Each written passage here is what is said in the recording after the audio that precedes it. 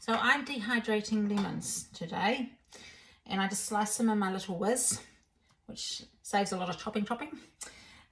Yeah, so lemons, what do I use them for? I use them for if I feel like I want a little bit of a nibble. They go like candy, and they're sugar-free, of course, and I take them out if I have a sore throat or I'm feeling just a little bit scratchy. I find it really refreshes me to just nibble on some.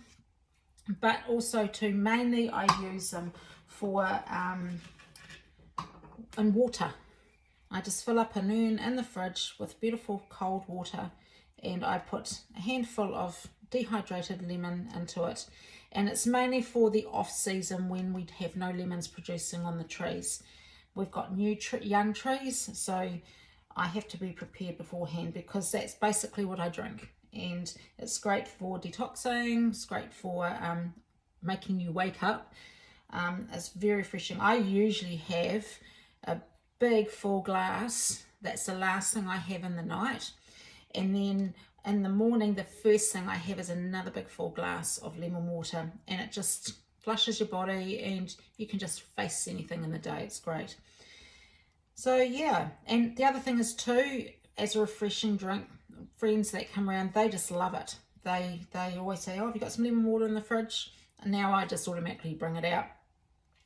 And you can also, to hype it up a little bit, you can actually add a little bit of mint with the lemon, and it's really, really lovely.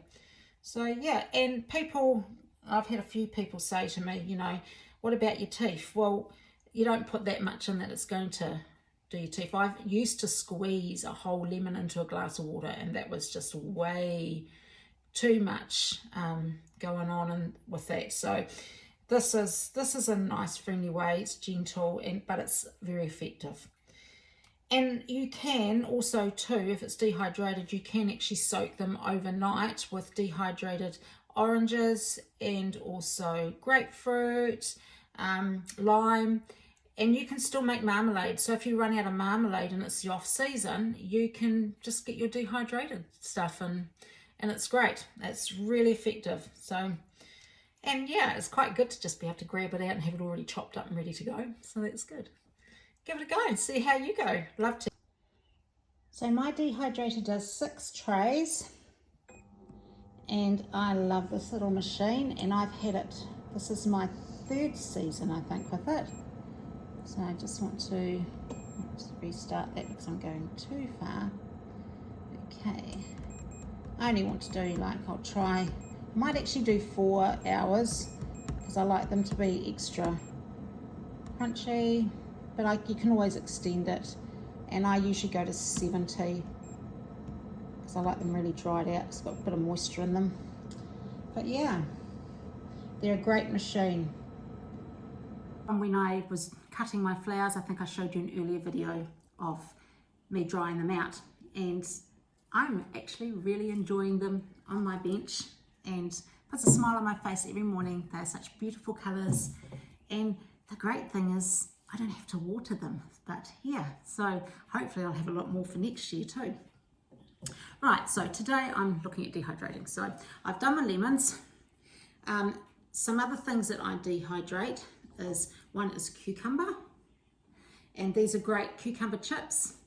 You can either just straight cucumber, slice them and just dehydrate them straight as a cucumber, or you can add salt or seasoning onto them, but I prefer to just leave them like this and they're fine. And my grandsons love those, so they're just like chippies. They're great. And once again, you can soak them, and you can use them for other things as well. You can put them in casseroles. You can do all sorts of cucumber. Cucumber's fantastic. You can make cucumber cake by soaking them and then mushing them up and make a nice something sweet. The other thing I do is, this is my next vegetable, which I need to refill, but it's got absolutely everything in here. Okay, it's got carrots, it's got silver beetroot, onion, garlic, herbs from the garden. It's even got watercress. Watercress you can dehydrate. I experimented that. I am absolutely wrecked with that because that has quite a peppery taste to it. It's even got canna lily flowers dehydrated, because that's another herb, but I just put them all compact into there. Silver beets, celery, cabbage, broccoli, cauliflower, you name it. And carrots. I put everything in here. I think the only thing I haven't got would be swede and maybe parsnip, but I so far haven't had much luck growing parsnip, but I'm going to give it a go. All right, and Brussels sprouts is another one that's in there. So yeah, there's lots, and I use this the same as I use with my pumpkin. So this is basically, I would say this would be about 8 whole big pumpkins. We've got about 80 pumpkins, maybe more this year in our pumpkin forest, and we have a surplus. We've given a lot away, but also we're preserving a lot. So this is fantastic. I cut this up. This goes, and like this, goes into casseroles, soup. You only have to take a teaspoon. It adds as a thickener, more flavouring as well. And of course you've got all your vegetables in there. So once I get some more jars full, because I've got lots to do now, they just make a hearty soup or casserole. It's just beautiful, and you've got all the goodness in there as well. Even if I do like rice risotto or fried rice, great. Particularly this, more so. I do think have a bit of pumpkin in here too. Now, also too, I've just taken these out of the, as you can see, I've got 3 trays here out of the dehydrator machine. And they were the seeds from the middle of the pumpkin, so they're not wasted either, and that's in there. So if you haven't got as much flavour, say in your pumpkin soup or your casserole, what have you, a teaspoon of that absolutely spikes it up. I've even put one the other week in a loaf of bread, and it was really lovely. And the other seeds I usually just chuck back out in the area that we have our pumpkin forest, or I just put them in a jar and we plant them where we want to plant them, or give the seeds away to somebody else who wants pumpkins. Also too, I have made my onion and garlic salt, and I just use old things and just, you know, do your normal. And the other thing too is beans. This year I let a lot of my beans, because we had a lot that I froze and dehydrated as well. My beans I put into, left on the vine to just die off, but they're the climbing beans, not the ground ones.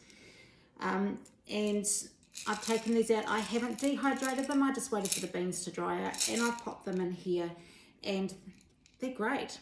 I put them into a casserole the other day in the pressure cooker, and beautiful. So I'm thinking next year, because I make my own tomato sauce, next year I might actually make my own baked beans and tomato sauce, and that could be quite fun. So that's good, and that's so good for you. And you can powder those up as well, but I think I've got enough powder with the pumpkin in mine, and I've put some in here as well. So that's good. This is my favorite jars. I have 3. I actually got them from a tip shop, and it's got a company called Nothing Naughty, which I really like. So there's nothing naughty goes into them, but they are just fantastic jars for preserving and dehydrating. So you may ask, what is in here? That would be, when it was full, I think I had nearly maybe 100 tomatoes, most probably about that in there.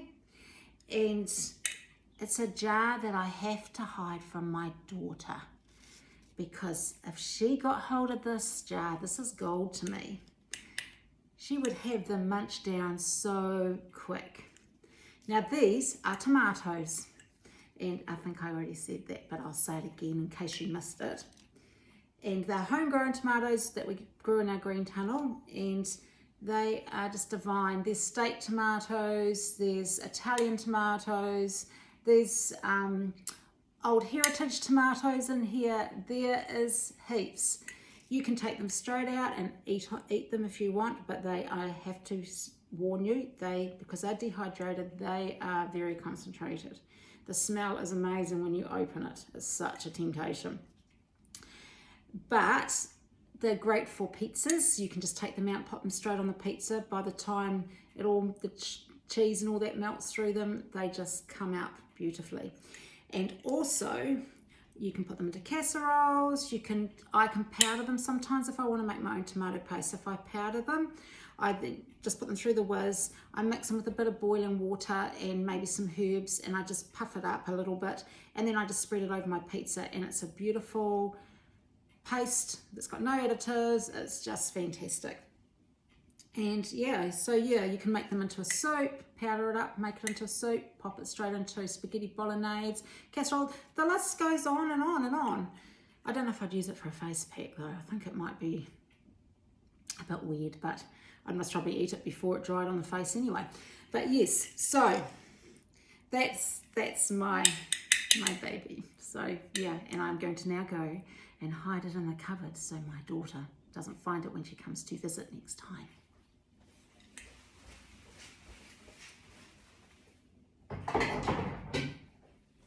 Please like and subscribe. See you next time.